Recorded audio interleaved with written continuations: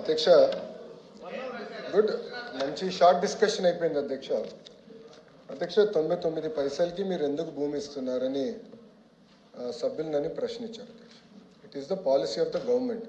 దాని కారణం కూడా ఏంటంటే అధ్యక్ష, వెస్ట్ బెంగాల్లో మీరు చూస్తే ఆనాడు టాటా వాళ్ళు నానో ఫ్యాక్టరీ పెట్టేదానికి వెళ్ళారు అధ్యక్ష. రతన్ టాటా గారు వెళ్తే ఆనాటి పాలకులు ఆ ప్రాజెక్ట్ని తరిమేశారు అధ్యక్ష.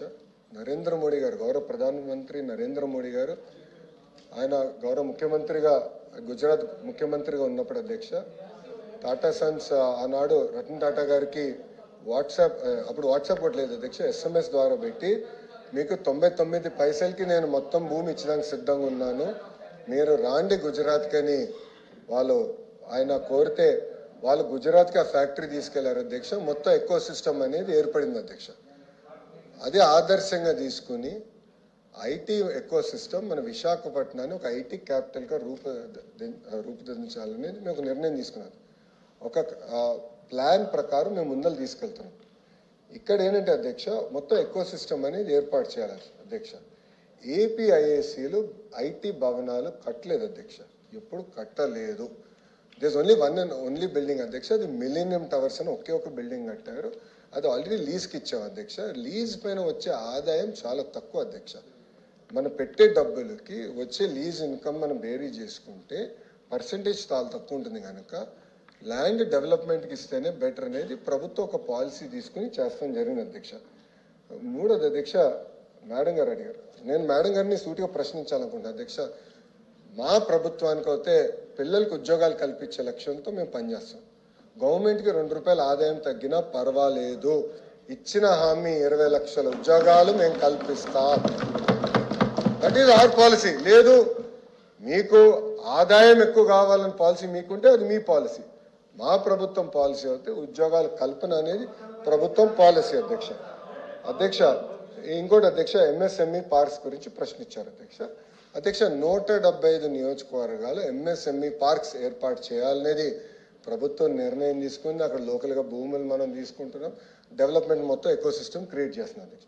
అంతేకాకుండా ప్రైవేట్ పార్క్స్ కూడా చేయొచ్చని మేము పర్మిషన్ ఇచ్చాం అధ్యక్ష. అంటే 10 ఎకరాలు ఉన్నా 20 ఎకరాలు ఉన్నా 200 ఎకరాలు ఎవరి దగ్గరనైతే భూమి ఉందంటే వాళ్ళు ప్రైవేట్ పార్క్స్గా తయారు చేసుకుని వాళ్ళు ఆ పార్క్లో ఇన్ఫ్రాస్ట్రక్చర్ అంతా ఏర్పాటు చేసి వాళ్ళే అది మార్కెటింగ్ చేసి అమ్మకం పెట్టి వాళ్ళు చేసుకోవచ్చు అధ్యక్ష. దాంట్లో అద్భుతమైన ఉదాహరణ శ్రీ సిటీ.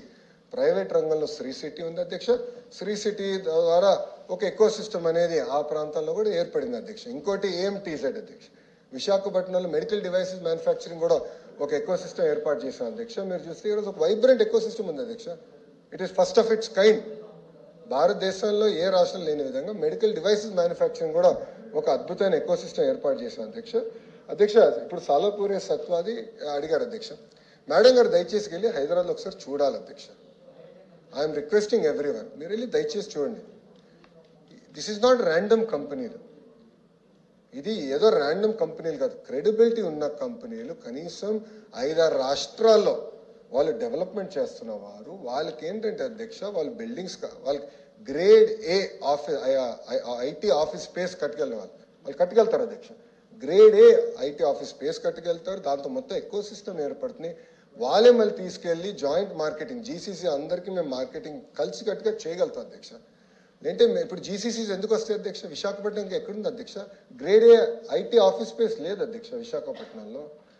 అధ్యక్ష మేము ఫస్ట్ డావోస్ మీటింగ్లో నేను కాగ్నిసెంట్ చైర్మన్ కలిసిన రవి గారు నేను కలిసినప్పుడు ఐ కమిటెడ్, ఎస్ 99 పైసకి నేను భూమి ఇస్తాను, నేను committed. It is as a minister that was my technique to cell, నేను కమిటెడ్. దాని తర్వాత లాస్ట్ డావోస్లో ఫాలోఅప్ మీటింగ్ వెళ్ళినప్పుడు ఆయన అడిగారు, మా ఎంప్లాయీస్లో ఈ 4-5 రిజర్వేషన్స్ ఉంది, ట్రాన్స్పోర్టేషన్, మనకి రెంటల్ అకామిడేషన్, హాస్పిటల్స్, ఈ ఎకో సిస్టమ్ మీరు ఎట్లా బిల్డ్ చేస్తున్నారు? ఎందుకంటే మా ఎంప్లాయీస్కి ఈ పొటెన్షియల్ ఎంప్లాయీస్కి ఈ కన్స్ట్రెంట్స్ ఉన్నాయంటున్నారు, మీ ప్లాన్ ఏంటి? స్కూల్స్ ఏం చేయబోతున్నారు, ఈ ఎకో సిస్టంలో మీరు ఎట్లా బిల్డ్ చేయబోతున్నారు అని మాకు తిప్పి వాళ్ళు మమ్మల్ని అడిగారు అధ్యక్ష.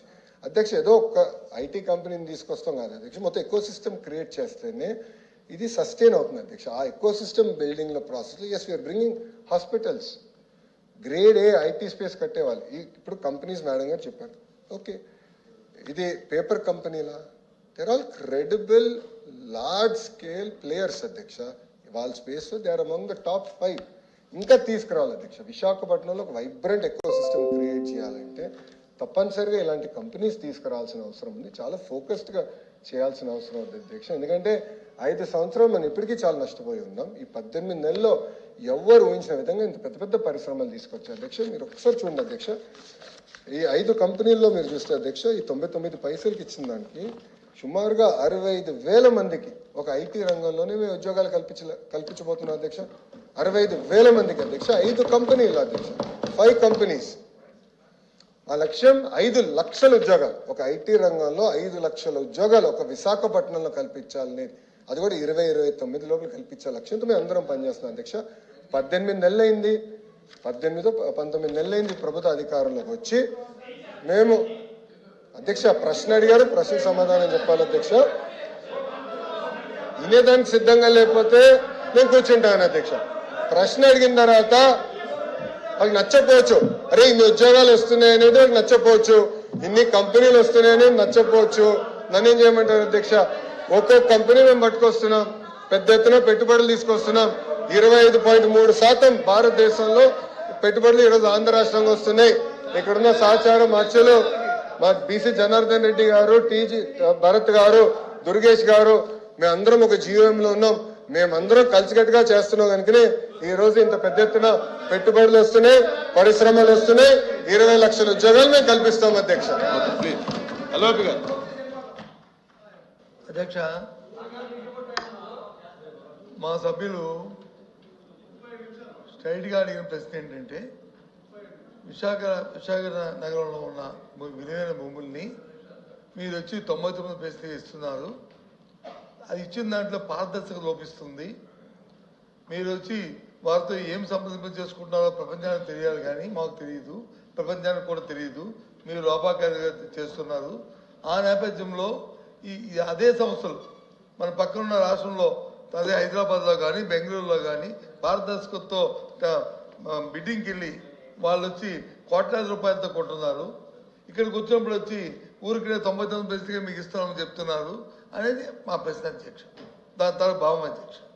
దానికి వచ్చి వారు వచ్చి ఎకో సిస్టమ్ గురించి చెప్తున్నారు అధ్యక్ష. వైజాగ్లోను ఐటీ పార్క్ ఎకో సిస్టాన్ని 2004లోనే మేము ప్రారంభించాం అధ్యక్ష. ఆ రోజున నేను మినిస్టర్ని.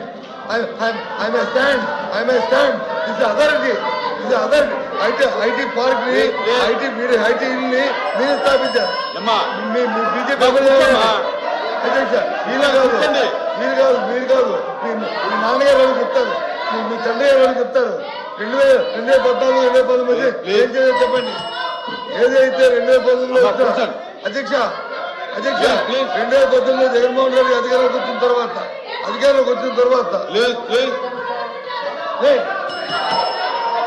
కూర్చోండి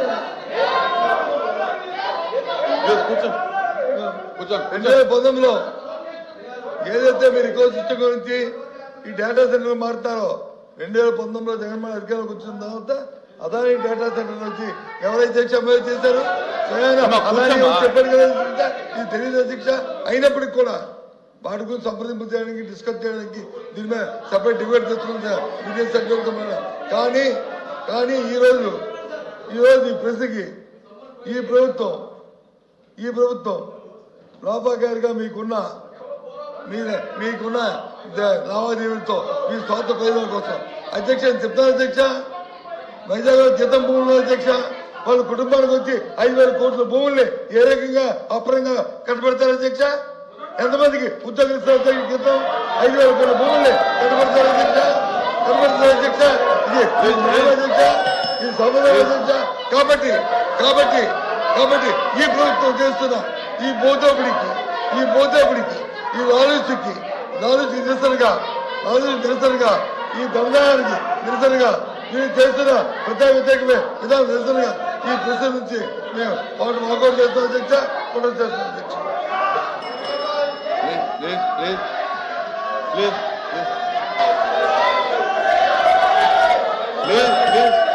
మంత్రి గారు అధ్యక్ష ప్లీజ్ శ్రీకాంత్ కూర్చోండి. అధ్యక్ష అమ్మా కూర్చోమ్మా. అధ్యక్ష అధ్యక్ష అధ్యక్ష నేను ఇప్పుడు